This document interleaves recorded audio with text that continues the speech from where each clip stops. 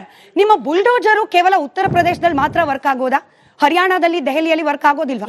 ಯಾಕೆ ಇದನ್ನು ಕೇಳ್ತಿದ್ದೀನಿ ಅಂದ್ರೆ 2023ರಲ್ಲಿ ಜಮ್ಮು ಕಾಶ್ಮೀರದ ಗವರ್ನರ್ ಒಬ್ಬ ಡಾಕ್ಟರ್ ಅನ್ನ ಸಸ್ಪೆಂಡ್ ಮಾಡ್ತಾರೆ because he was linked with terror activity. ಆ ಡಾಕ್ಟರ್ ನೇರವಾಗಿ ಬಂದು ಸೇರ್ಕೊಳ್ಳೋದು ಇದೇ ಅಲ್ ಫಲಾಹ್ ಯೂನಿವರ್ಸಿಟಿ. ಇದೇ ಯೂನಿವರ್ಸಿಟಿಯಲ್ಲಿ ಈತ ಮತ್ತೆ ಬಂದು ಡಾಕ್ಟರ್ ಆಗಿ ಕೆಲಸವನ್ನ ನಿರ್ವಹಿಸ್ತಾನೆ. ಅಲ್ ಫಲಾಹ್ ಯೂನಿವರ್ಸಿಟಿ ಇರೋದು ಹರಿಯಾಣದಲ್ಲಿ. ಯುಪಿಯಲ್ಲಿ ವರ್ಕ್ ಆಗುವ ಬುಲ್ಡೋಜರು 2023ರಲ್ಲಿ ಜಮ್ಮು ಕಾಶ್ಮೀರದಲ್ಲಿ ಟೆರರ್ ಲಿಂಕ್ ಇರುವ ಒಬ್ಬ ವೈದ್ಯನನ್ನ ಸಸ್ಪೆಂಡ್ ಮಾಡಿದ್ರೆ ಹರಿಯಾಣದಲ್ಲಿ ಬಂದು ಜಾಯಿನ್ ಆಗಿದ್ದಾನೆ. ನಿಮ್ಮ ಬುಲ್ಡೋಜರ್ಗೆ ಡೀಸೆಲ್ ಇಲ್ವಾ? ನೋಡಿ ಮೇಡಮ್, ಭಯೋತ್ಪಾದನೆಯ ವಿಷಯದಲ್ಲಿ ಭಾರತೀಯ ಜನತಾ ಪಾರ್ಟಿ ಯಾವತ್ತೂ ಹಿಂದೇಟ್ ಹಾಕಿಲ್ಲ. ನಾವು ಯಾವತ್ತಿದ್ರು ಭಯೋತ್ಪಾದನೆ ವಿರುದ್ಧ ಇರತಕ್ಕಂತ ಪಕ್ಷ. ನಮ್ಮ ಎಲ್ಲಾ ಕಡೆ ಇರತಕ್ಕಂತ ಸರ್ಕಾರ ಇದೆ.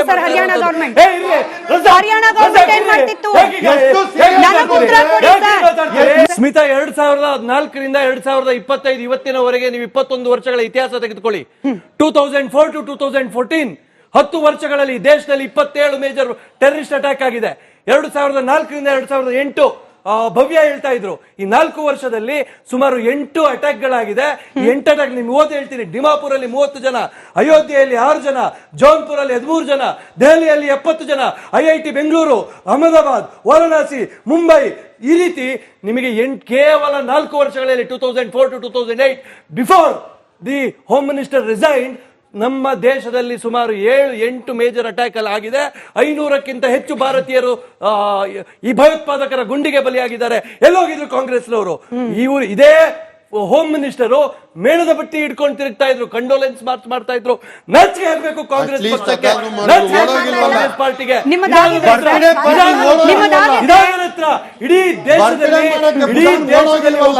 ಇಡೀ ದೇಶದಲ್ಲಿ ಒಕ್ಕರಲ್ಲ ಭಯೋತ್ಪಾದನೆಯ ವಿರುದ್ಧವಾದಂತ ಜನಾಭಿಪ್ರಾಯ ರೂಪುಗೊಂಡ ನಂತರ ಇವರು ಹೆದರಿ ರಾಜೀನಾಮೆಯನ್ನು ಕೊಟ್ಟರು.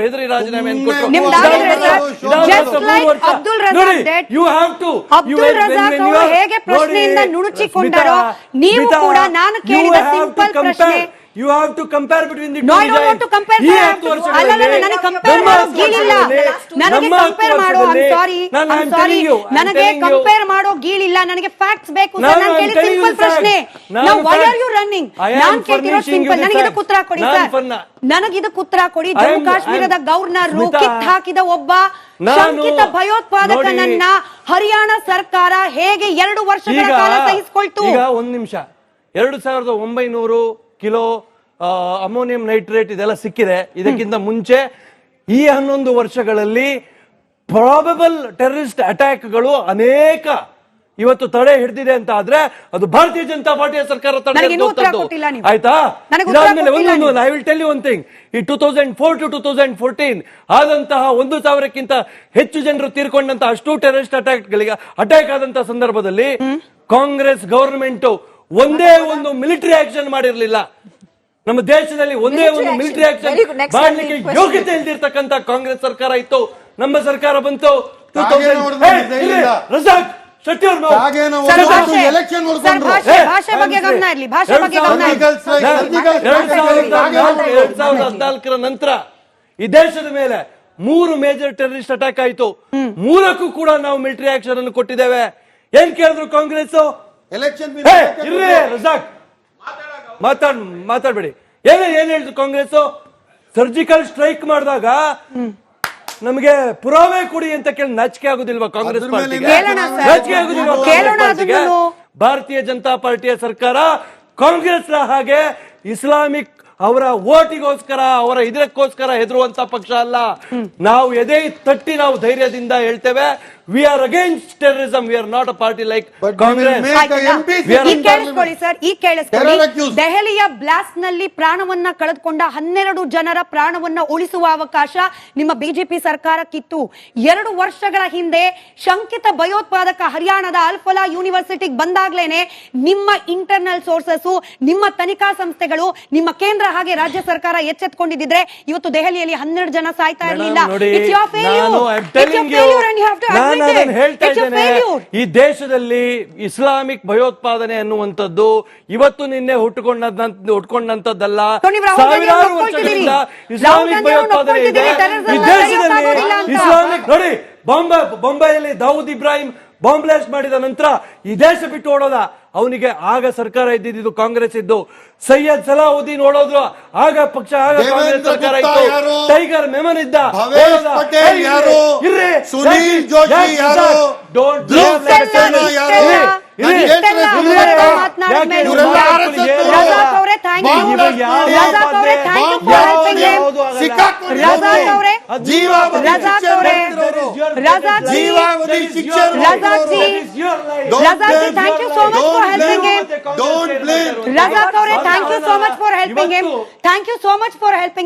ಇಷ್ಟೆಲ್ಲ ಅಬ್ಬರದಲ್ಲಿ ಮಾತನಾಡಿದ ಮೇಲೂ ಕೂಡ ದುರಂತ ಅಂದ್ರೆ ನನ್ನ ಮೂರನೇ ಪ್ರಶ್ನೆ ಬಿಜೆಪಿ ಸ್ಪೋಕ್ ಪರ್ಸನ್ಗೆ ಅದಕ್ಕೂ ಕೂಡ ಕ್ಲಿಯರ್ ಕಟ್ ಆದ ಉತ್ತರ ಸಿಗ್ಲಿಲ್ಲ. ಒಬ್ಬ ಶಂಕಿತ ಭಯೋತ್ಪಾದಕನ ಹರಿಯಾಣ ಪ್ರವೇಶ ಹರಿಯಾಣ ಸರ್ಕಾರಕ್ಕಾಗ್ಲಿ ಕೇಂದ್ರ ಸರ್ಕಾರಕ್ಕಾಗ್ಲಿ ಗೊತ್ತಾಗ್ಲಿಲ್ಲ ಯಾಕೆ ಅನ್ನೋ ಪ್ರಶ್ನೆಗೆ ಉತ್ತರವನ್ನ ಮತ್ತೊಮ್ಮೆ ವೀಕ್ಷಕರ ವಿವೇಚನೆಗೆ ಬಿಟ್ಟು ನಾಲ್ಕನೇ ಪ್ರಶ್ನೆಯನ್ನ ನಾನು ಜಾವೇದ್ ಅಹಮದ್ ಅವ್ರಿಗೆ ಕೇಳ್ತೀನಿ. ನಿಜ ಸರ್, ಉಗ್ರವಾದಕ್ಕೆ ಧರ್ಮ ಇಲ್ಲ. ಉಗ್ರರನ್ನ ನಾವು ಧರ್ಮಾತೀತರಾಗಿ ನೋಡಬೇಕು, ಯಾಕಂದ್ರೆ ಯಾವ ಧರ್ಮ ಕೂಡ ಇನ್ನೊಬ್ಬರನ್ನ ಕೊಲ್ಲು ಅಂತ ಹೇಳಿ ಹೇಳ್ಕೊಡೋದಿಲ್ಲ. But I will talk about the educational ಇನ್ಸ್ಟಿಟ್ಯೂಷನ್ಗಳು.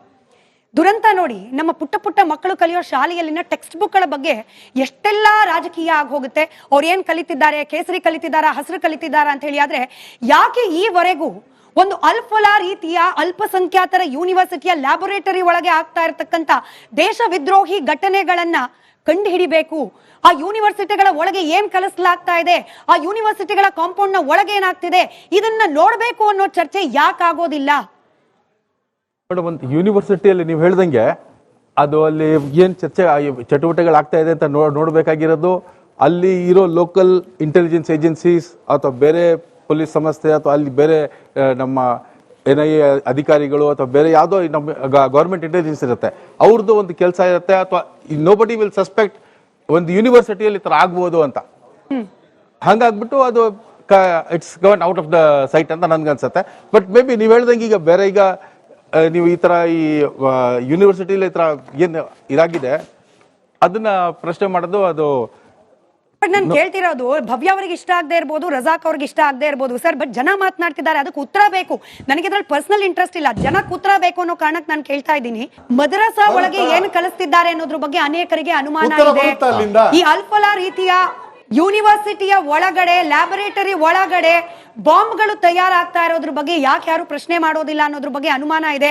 ಕೇವಲ ಅಲ್ಪಸಂಖ್ಯಾತರ ಈ ಕಾನ್ಸ್ಟಿಟ್ಯೂಷನಲ್ ರೈಟ್ಸ್ಗೆ ಧಕ್ಕೆ ಆಗ್ಬಿಡುತ್ತೆ ಅನ್ನೋ ಕಾರಣಕ್ಕೆ ಅದನ್ನ ಅನ್ಟಚ್ಡ್ ಆಗಿ ಬಿಟ್ಬಿಡ್ಬೇಕಾ ಅನ್ನೋ ಪ್ರಶ್ನೆ. ಇಲ್ಲ ಮೇಡಮ್, ಕಾನ್ಸ್ಟಿಟ್ಯೂಷನ್ ಎಲ್ಲರಿಗೂ ಒಂದೇ. ಕಾನ್ಸ್ಟಿಟ್ಯೂಷನ್ ಬಗ್ಗೆ ಅದರಲ್ಲಿ ಏನು ಎರಡನೇ ಮಾತೇ ಇಲ್ಲ. ಎಲ್ಲಾ ಕಡೆನೂ ಎಲ್ಲರಿಗೂ ಕಾನ್ಸ್ಟಿಟ್ಯೂಷನ್ ಅನ್ವಯ ಆಗತ್ತೆ. ಅದು ನೀವು ಯೂನಿವರ್ಸಿಟಿಯಲ್ಲಿ ಹೋಗ್ಲಿ ಅಥವಾ ಬೇರೆದಕ್ಕೆ ಹೋಗ್ಲಿ. ಬಟ್ ನೀವು ಒಂದು ಬ್ರ್ಯಾಂಡಿಂಗ್ ಏನ್ ಮಾಡ್ತೀರಾ, ಆ ಮದ್ರಸಾದಲ್ಲಿ ಏನ್ ಓದಿಸ್ತಾರೆ ಅನ್ನೋದು ಮೇ ಬಿ ನೀವು ಹೇಳ್ದಂಗೆ ಕೆಲವು ಕಡೆ ಅದು ಆರ್ಗನೈಸ್ ಪ್ಯಾಟರ್ನ್ ಅಲ್ಲಿ ಇಲ್ಲ. ನಮ್ಮ ಕಮ್ಯುನಿಟಿಯಲ್ಲಿ ಕೆಲವು ಕಡೆ ಆರ್ಗನೈಸ್ ಪ್ಯಾಟರ್ನ್ ಅಲ್ಲಿ ಇಲ್ಲ ಎಜುಕೇಶನ್. ಬಟ್ ಎಲ್ಲಾ ಮದ್ರಸಾದಲ್ಲೂ ನಿಮಗೆ ಇದು ಟೆರರಿಸಂ ಕಲಿಸ್ತಾರೆ ಅನ್ನೋದು ಸುಳ್ಳು ಅಂತ ನಾನು ಹೇಳ್ತೀನಿ. ಸರಿ, ಅಬ್ದುಲ್ ರಜಾಕ್ ಅವರೇ ಹಾಗೆ ಭವ್ಯ ಇಬ್ಬರಿಗೂ ಪ್ರಶ್ನೆ. ಮೊದಲು ಅಬ್ದುಲ್ ರಜಾಕ್ ಅವರು ಉತ್ತರ ಕೊಡ್ಲಿ. ಧರ್ಮಲೇಪನ ಯಾಕೆ ಮಾಡ್ತೀರಿ ಅನ್ನೋ ಪ್ರಶ್ನೆ ಬರುತ್ತೆ ಪ್ರತಿ ಸತಿ. ಈ ಡಿಬೇಟ್ ನಲ್ಲೂ ಕೂಡ ಬಹಳ ಚರ್ಚೆಗ್ರಾಸವಾಯಿತು, ಧರ್ಮಲೇಪನ ಯಾಕೆ ಉಗ್ರವಾದಕ್ಕೆ ಅಂತ ಹೇಳಿ. ಈಗ ಯಾವುದೋ ಒಂದು ಯೂನಿವರ್ಸಿಟಿಯ ಲ್ಯಾಬೊರೇಟರಿಯಲ್ಲಿ ಕುತ್ಕೊಂಡು ಒಬ್ಬ ವೈದ್ಯ, ನಾನು ಧರ್ಮದ ಹೆಸರು ತಗೊಳ್ತಿಲ್ಲ ಸರ್, ಯೂನಿವರ್ಸಿಟಿಯಲ್ಲಿ ಕೆಲಸ ಮಾಡೋ ಒಬ್ಬ ವೈದ್ಯ ರೈಸಿನ್ ಅನ್ನೋ ಒಂದು ಕೆಮಿಕಲ್ ಅನ್ನ ತಯಾರು ಮಾಡಿ ಅದನ್ನ ದೇವಸ್ಥಾನದ ಪ್ರಸಾದಕ್ಕೆ ಮಿಕ್ಸ್ ಮಾಡಬೇಕು ಅಂತ ತಯಾರು ಮಾಡುವಾಗ, ಹಾಗೆ ಟಾರ್ಗೆಟ್ ಅಯೋಧ್ಯೆಯಲ್ಲಿರ್ತಕ್ಕಂಥ ರಾಮ ಮಂದಿರ, ಟಾರ್ಗೆಟ್ ಕಾಶಿಯಲ್ಲಿರ್ತಕ್ಕಂಥ ವಿಶ್ವನಾಥ ಮಂದಿರ ಅಂದಾಗ ಇದನ್ನ ಯಾವ ಕನ್ನಡಕದಲ್ಲಿ ನೋಡಬೇಕು ಅನ್ನೋದನ್ನ ನೀವು ವಿವರಿಸಿ. ಮೇಡಮ್, ಮದ್ರಸಾಗಳ ಬಗ್ಗೆ ನೀವು ಪ್ರಶ್ನೆ ಕೇಳ್ತಿದ್ದೀರಲ್ಲ, ಯಾವನೋ ಒಬ್ಬ ಮಾಡಿದ ತಪ್ಪಕ್ಕೆ ನೀವು ತಿಳ್ಕೊಂಡು ಎಲ್ಲಾ ಮದ್ರಸಾಗಳಲ್ಲಿ ಏನ್ ಒಳಗಡೆ ನಡೀತಾ ಇದೆ, ಏನ್ ಹೇಳ್ಕೊಡ್ತಾ ಇದಾರೆ ಅಂತ ಕೇಳ್ತಿರಲ್ಲ. ನಾನಿವತ್ತು ನಿಮ್ಮನ್ನೇ ಪ್ರಶ್ನೆ ಮಾಡ್ತೀನಿ. DRDO ಸೈಂಟಿಸ್ಟ್ RSS ನವನು ಪ್ರದೀಪ್ ಕುರುಲ್ಕರ್ ಅಂತ ಹೇಳ್ಬಿಟ್ಟು ಮಹಾರಾಷ್ಟ್ರ ATS ಹೋಗ್ಬಿಟ್ಟು ಅವನನ್ನ ಅರೆಸ್ಟ್ ಮಾಡುತ್ತೆ.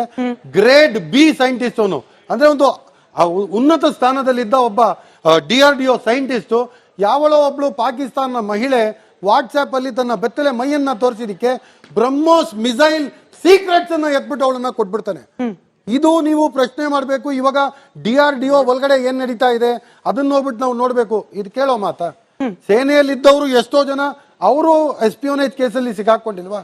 ಇವಾಗ ಧ್ರುವ್ ಸಕ್ಸೇನಾ IT ಸೆಲ್ ಮುಖ್ಯಸ್ಥ, ಅವನು ಭೋಪಾಲ್ಗೆ BJP IT ಸೆಲ್ ಮುಖ್ಯಸ್ಥ, ಅವನು ಪಾಕಿಸ್ತಾನ್ಗೆ ಸ್ಪೈ ಮಾಡಿ ದುಡ್ಡು ಬರ್ತಿರ್ಲಿಲ್ವಾ? ಸುಮ್ನೆ ಸುಳ್ಳು ಹೇಳ್ಬೇಡಿ. ದುಡ್ಡು ಬರ್ತಿರ್ಲಿಲ್ವಾ?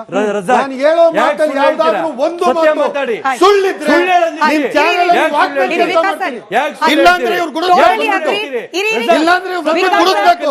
ನಾನು ಹೇಳ್ತೀನಿ ಆ DRDO ನ ಪ್ರದೀಪ್ ನನ್ನ ಹ್ಯಾಂಗ್ ಮಾಡಿ ಅಂತ ಹೇಳಿ ಒಬ್ಬ ಹೆಣ್ಣು ಮಗಳ ಬೆತ್ತಲೆ ಫೋಟೋಗೆ ಆಸೆ ಪಟ್ಟು ದೇಶದ Remove ಸೆಕ್ಯೂರಿಟಿಯನ್ನ secret. ಕಾಂಪ್ರಮೈಸ್ ಮಾಡ್ಕೊಳ್ತಾನೆ ಅಂತಂದ್ರೆ ಅದು ಪ್ರದೀಪ್ ಆರೋ ಆಗಿರ್ಲಿ ಪರ್ವೇಜ್ ಆರೋ ಆಗಿರ್ಲಿ ಹಿ ಶುಡ್ ಬಿ ಹ್ಯಾಂಗ್.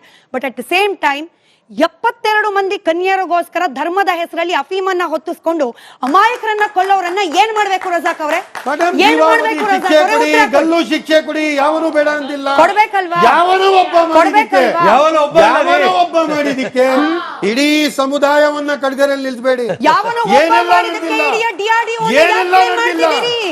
ನಾನು ನಿಮ್ಮ ಯಾವನೋ ಮುಂದೆ ಲಿಸ್ಟ್ ಒಬ್ಬ ಇಟ್ಟೆ. ಮಾಡಿದ್ದಕ್ಕೆ ಇಡೀ ನಿಮ್ಮ DRDO ಮುಂದೆ ನ ಲಿಸ್ಟ್ ಇಟ್ಟೆ. ನಿಮ್ಮದೇ ಇವ್ರು ಹೇಳೋದೆಲ್ಲ ಲಾಜಿಕ್. ಇಟ್ಕೊಂಡು It's your own ಹೇಳೋದು. logic. ನಾನು ಹೇಳ್ತಿದ್ದೀನಿ ಒಬ್ಬ ಪ್ರದೀಪನ ತಪ್ಪಿಗೆ ಇಡೀ DRDO ನ ತಪ್ಪು ಬ್ಲೇಮ್ ಆಗಿದೆ ಮಾಡೋದು ತಾನೇ? ಆಗಿದ್ರೆ ಒಬ್ಬ 72 ನೋಡಿ ಕನ್ಯರಿಗೋಸ್ಕರ ದೇವೇಂದ್ರ 72 ಗುಪ್ತಾ ಕನ್ಯರಿಗೋಸ್ಕರ ಜಿಹಾದ್ ಮಾಡೋರನ್ನ ನಾವು ಏನಂತ ಕರಿಬೇಕು? You explain. ಯಾರು? ನೋಡಿ ಸ್ಮಿತಾ, ಸುನೀಲ್ ಜೋಶಿ ಯಾರು?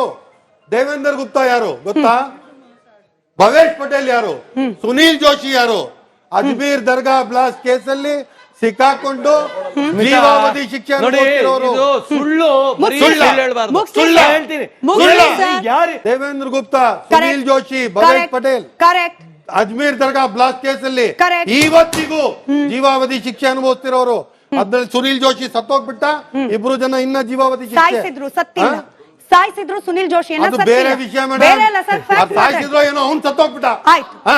ಆಯ್ತು. ಈ ಆಯ್ತಲ್ಲ ಇಬ್ರು ಸರ್? ಹೆಸರು ಹೇಳಿದ್ರಲ್ಲ? ಇವ್ರು ಭಯೋತ್ಪಾದಕರಲ್ವಾ? Now you ಅವ್ರಿಗೆ have ಯಾಕೆ to- ನಿಮ್ you ಕಾಳಜಿ? have to listen to ಇಲ್ಲ, names. ನಿಮಗೆ ಯಾಕೆ ಅವ್ರಿಗೆ ಕಾಳಜಿ? ನನ್ನ ಕಡೆಯಿಂದ ಕೂಡ ಭಯೋತ್ಪಾದಕ ಅಲ್ವಾ ಅವನು? 100%. ಅಜ್ಮೀರ್ ದರ್ಗಾದಲ್ಲಿ ಬಂದು ಬಾಂಬ್ 100%. ಇವಾಗ 12 ಜನ ಸಾಯ್ಲಿಲ್ವಾ? 100%. ಹುತಾತ್ಮರಾಗಿಲ್ವಾ? 100%. ಅವ್ರಿಗೆ ಯಾಕೆ ಕಾಳಜಿ ನಿಮ್ಗೆ ಹಿಂದೂ? ಆಯ್ತಲ್ವಾ?